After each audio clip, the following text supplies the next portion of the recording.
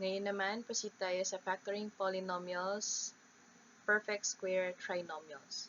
So this time, tingnan ang given. If the given has 3 terms, just like here, 1, 2, 3. So pwede mo siyang i-consider na perfect square trinomial. But you have to make sure that the first and the last term must be perfect squares. Okay? So tingnan natin. Meron po bang square root ito? Tsaka to? Si 4 may square root? Yes. Si x squared meron? Yes. Kasi si 2 ay multiple ni 2. Now, si 16 may square root? Yes, which is 4. Now, kung na-check ko na yung first and last terms ay perfect squares, tingnan naman yung gitna.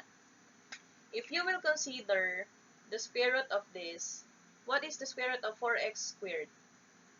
That will be 2x. Square root ni 4 ay 2. Then, square root ni x squared 2 divided by 2, that will be x to the first. Now, ang square root niya ay 4. Tama? Now, for you to identify na tama yung gitna at perfect square trinomial sila, you have to multiply this 2 to get this. So, 2x multiplied by 4. Yung sagot nila, dapat i-multiply sa 2. Kung yun yung lumabas, ibig sabihin, pwede natin gamitan ng perfect square trinomial na process. So, 2x times 4, that will be 8x. Times 2, that will be 16x. Kung siya po yun, ibig sabihin, pwede natin siyang gamitan ng PST process. So, let's start.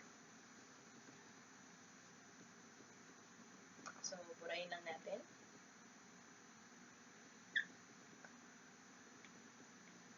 So, ano yung process natin sa pag-factor out ng perfect square trinomial?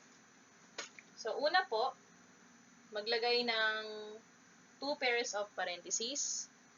And then, double check nyo po na dapat si last term ay naka-plus. Plus yung symbol niya dito.